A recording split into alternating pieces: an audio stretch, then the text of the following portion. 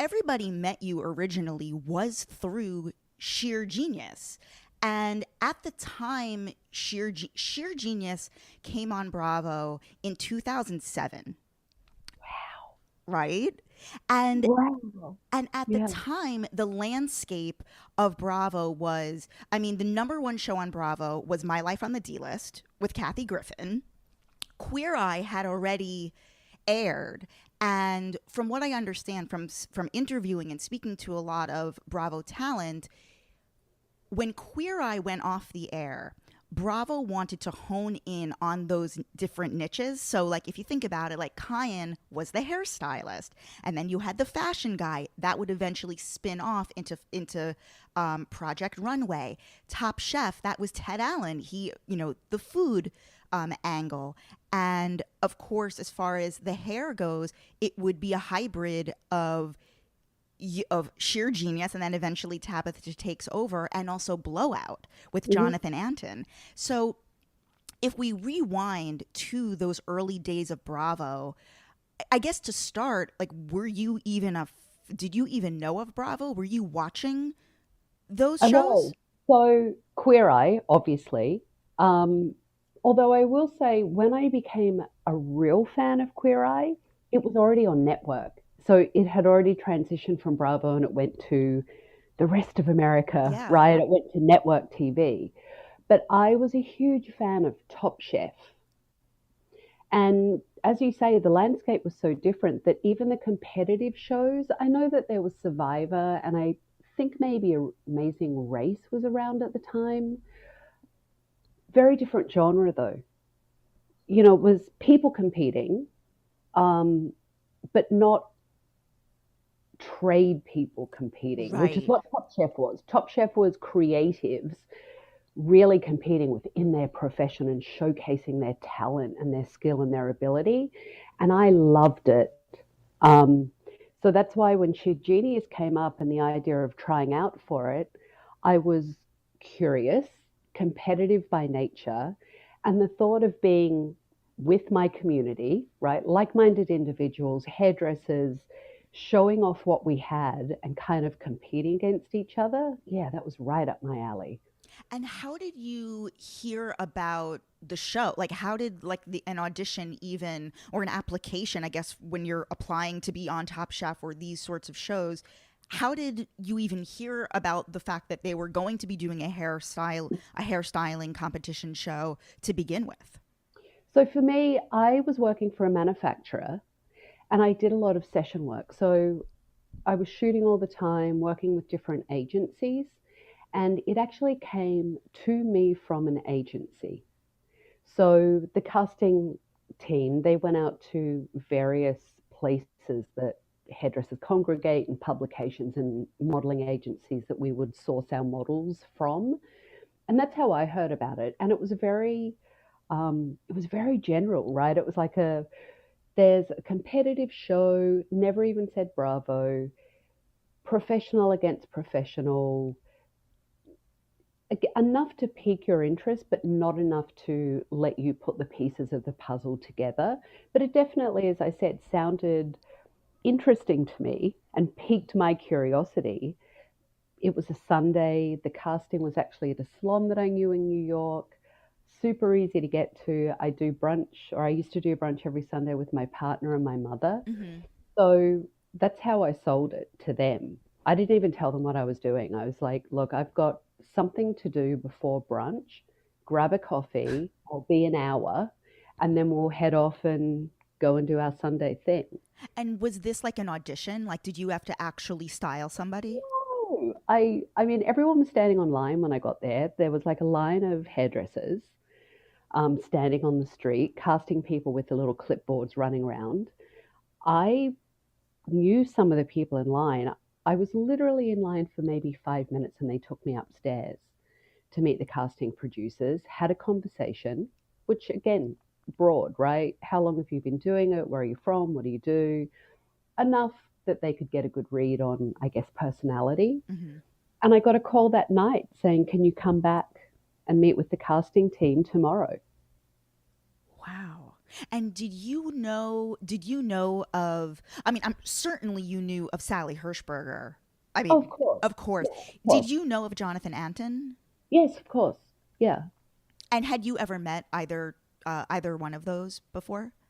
Sally, I had friends that worked for Sally. So, I mean, our industry, like any industry, it is small, albeit big, right? So there are circles that you move in. Yeah. Um, Had you ever seen Blowout, considering it was a show about, designed once, around a hairstylist? once, Just the no just need to once. continue. Nope. Why? Like, is there a reason, or you just? The I like him, so I'm not throwing dirt. I like him. It was not my cup of tea. That show was not my cup of tea. Mhm. So Oh, okay. So they pull you upstairs, and what do they say to you? Like, they interviewed you a little bit, get a taste of your personality, and then how long until you found out that, okay, you were actually cast on this competition show? so I came back the next day. I got the call. It was honestly like a 5, 10 minute conversation, probably 10 minutes. It feels so long ago. It feels like another lifetime ago. Got called back that afternoon to go back the next day. That was probably maybe like an hour, 2 hour conversation. Got sent paperwork, and then it's crickets.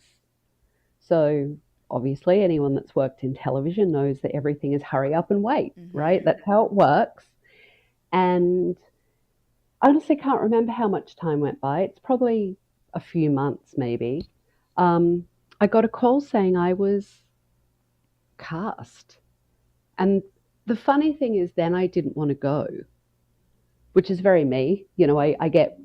I thrive on passion. So I'm really passionate. This sounds like a great idea. And then too much time lapses and I'm on to the next thing, right? I'm Mm-hmm. back in my business. I'm busy.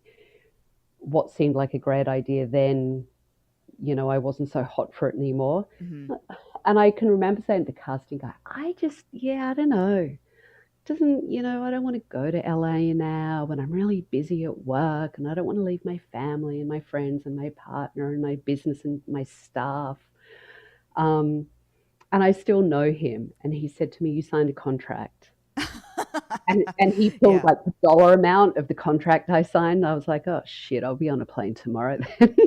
Wow. And I don't know, people like may forget you actually didn't win Sheer I did Genius. not. No. Everyone thinks I did, and essentially I did. I mean, I Of kind of feel like course. I did. I'm the only person that has been on every season of Sheer Genius. Even Jacqueline wasn't on I every was season. obsessed with Sheer Genius. It was a great show. It I was mean, amazing. listen, I would love to reboot it. Um, Ooh. I think it was such a great show, and I think there are so many ways.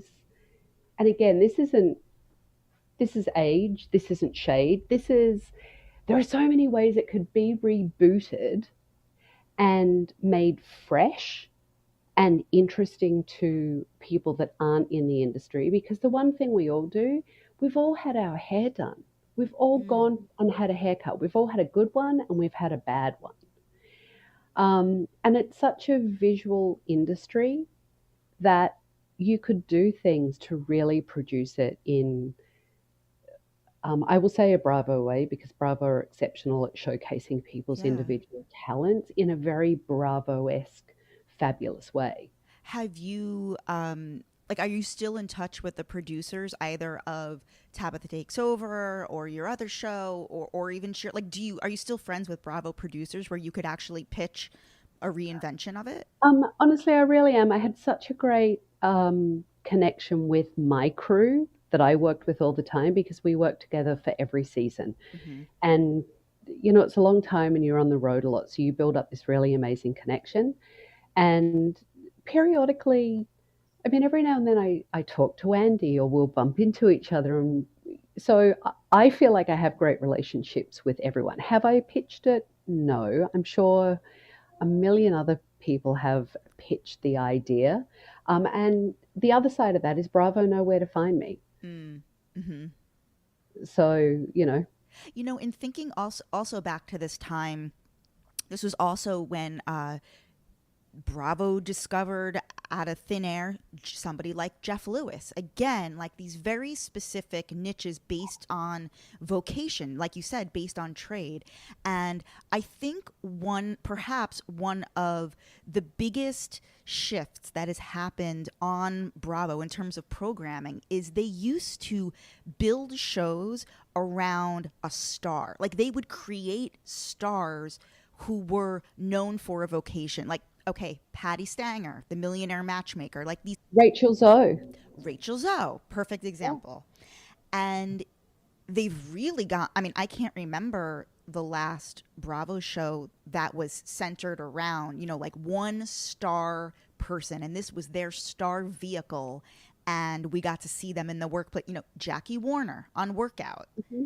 This is the foundation upon which Bravo was built. And I think probably just with the success of the Housewives, it kind of just like spun off into that, and now they're kind of knee deep in it and probably don't really know maybe even what the audience wants, because there is severe Housewives fatigue. And I think bringing back somebody like you, somebody like a Rachel Zoe, somebody who was really aspirational in their career would be very inspirational.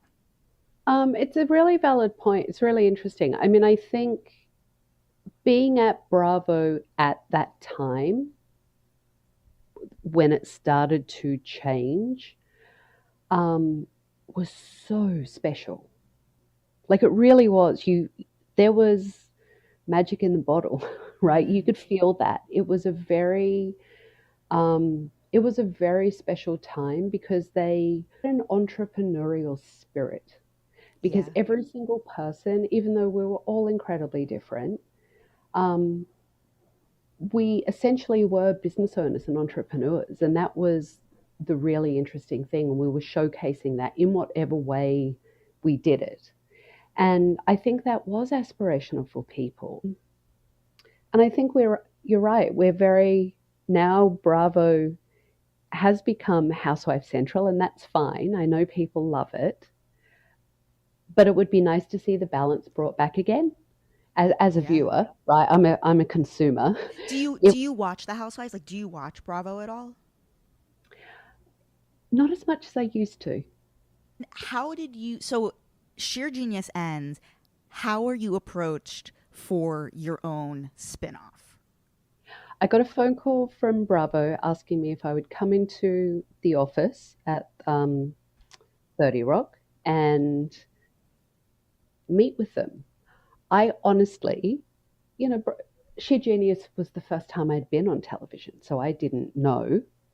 And it had been off the air for a couple of months. I won fan favorite. I didn't really know what the process was. They called me in, and I really thought I was going to get a T-shirt and a thanks for playing. This was really cool, right? Um, and they offered me a show. And were you just like sort of floored that that happened? Yeah, I mean, 3 seconds, I said yes, and then thought about it after. I was floored. It was never, it wasn't something I planned on. It wasn't something I went into it looking for this to happen. It wasn't even something I went in going, oh, I wish this would happen for me. Like, Right. I had a great time doing it. I learned a lot about myself. I learned a lot about the process of television and being on a competition show. And I went back to life. So I was blindsided by it in the best possible way. Were you able to escape the the social media beating that now so many reality stars have to be subjected to? I mean, of course, there were blogs. Blogs have been in existence forever, and social media existed in an infancy. Like maybe there was MySpace, but in terms of everyone's opinion running rampant online. It was different. So I MySpace was around because I was on MySpace. There was no Instagram, there was no Twitter. Um, it's I know it sounds to many people like a million years ago. It's less than 10 years ago, people. It's crazy. But there were blogs, and there was obviously MySpace, and there were chat threads, which is similar to a Reddit now, I guess, but Yes. then they weren't called that. I made the mistake of going down that rabbit hole, um, and getting really stuck in the vortex of seeing what everyone had to say about me. The difference was people couldn't come at you directly the way they can now on social media. They would do it some ways maybe worse, and I don't know because all of it is just hideous. Um, but they would kind of all gang up because they'd be in this chat room and egg each other on. So everyone would just start piling on their opinion. And I did go down the rabbit hole of reading them all, and they were pretty shitty and not a great place to go at all. And I realized really quickly to stop and to move away from reading them. I think the difference is now that it is direct and it's easy to connect with people directly on social media and have that opinion. And I just know from my own perspective of some of the things people still say to me on social media. Um, yeah, it's hard. It's really hard. And I have said many times, I'm very lucky that I was older when this happened. Mm-hmm. I wasn't a kid. If I was, in my 20s or starting to kind of grow into myself and trying to get to know who I was or going through the things that we all do when we're in our 20s and 30s and learning who we are, I was already 40 when this started and established in my business and felt grounded and established in who I was as a woman. It could be a very challenging and dark place to go through and so unnecessary. How did you, when you would go down those rabbit holes, how did you get out of it? Or like, how did you reground yourself in those moments? So, actually, my blessing out of it, because I always like to see the positive from it, right? And the lesson that you learn from it, was, and the rabbit holes actually started for me is because as Shear Genius was playing, I was on TV, I started to be recognizable, and people started saying to me in real life, in person, "Oh my God, you're that bitch on TV. Oh my God, you're that bitch." And just yell it across the store at me. "Oh my God, you're that bitch." Mm-hmm. And it was always that bitch. It was never the Australian, the hairdresser, the blonde. There were so many other things that you could say about me. It was always that bitch.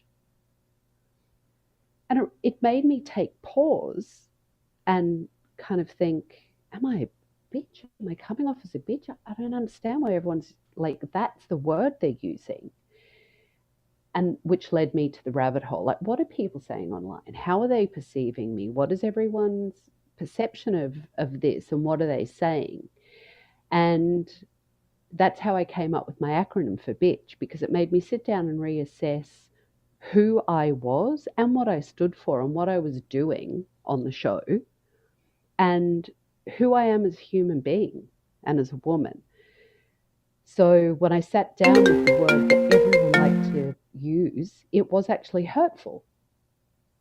And I wanted to take the sting out of it. I wanted to take the power and the stigma away from it. So I sat down and came up with my acronym of brave, intelligent, tenacious, creative, and honest. Mm-hmm. Actually, I remember posting it on MySpace, funnily enough, and saying, here's what you all want to call me.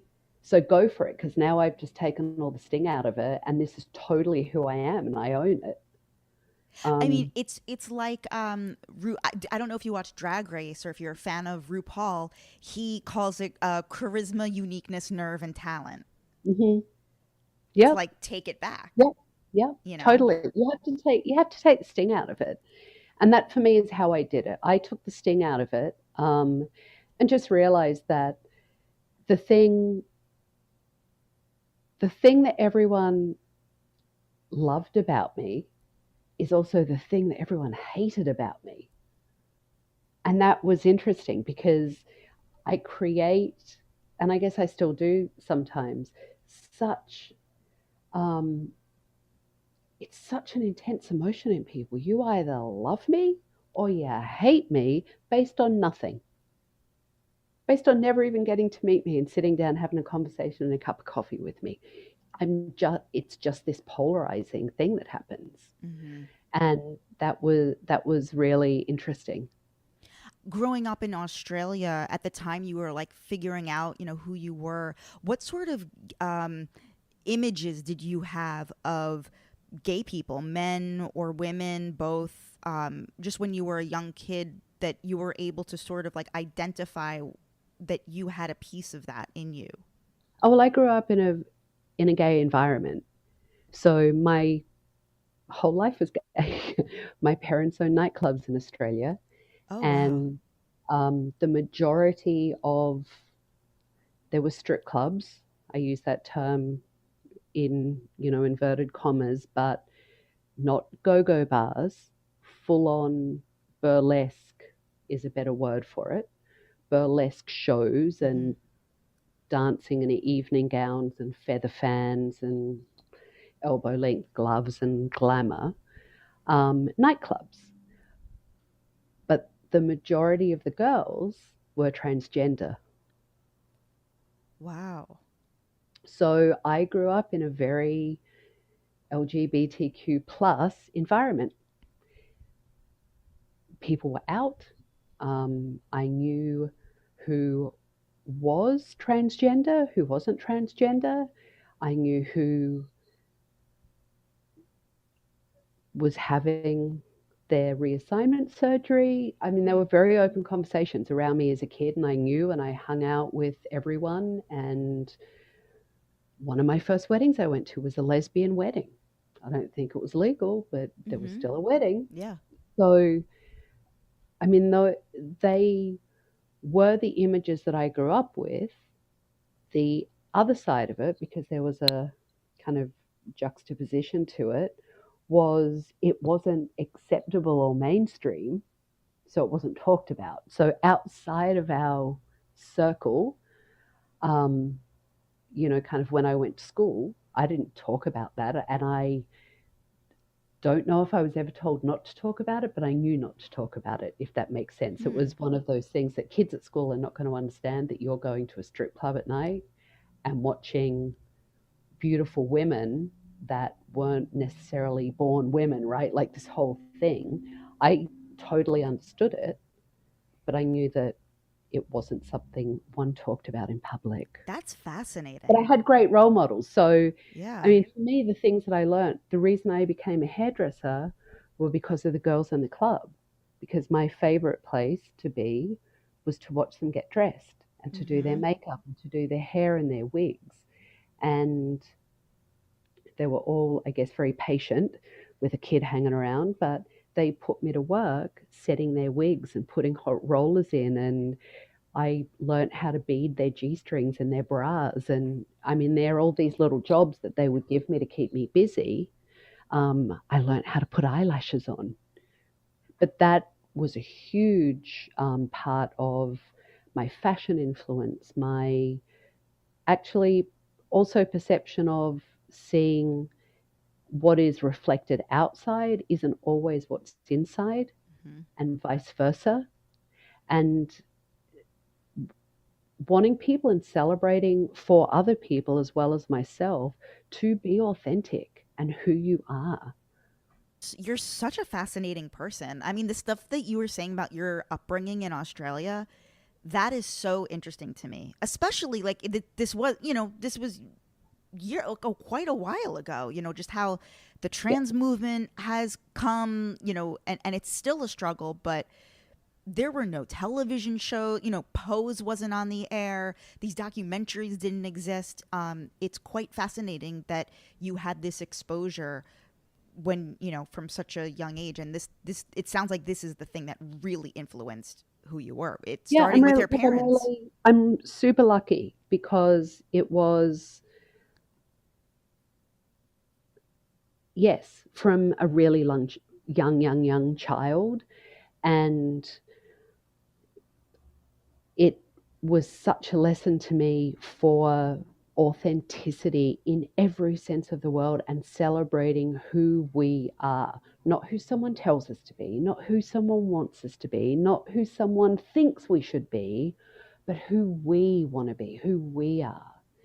And I'm really lucky that I saw sometimes the dark side that we still see of that and other people not accepting it.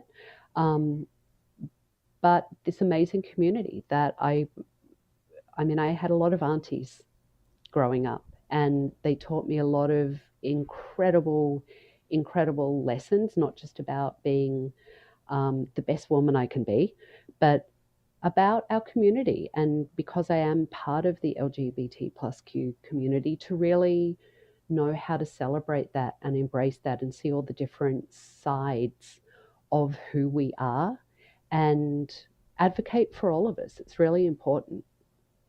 You're the greatest. Thank you for sharing your story. Thank you for everything.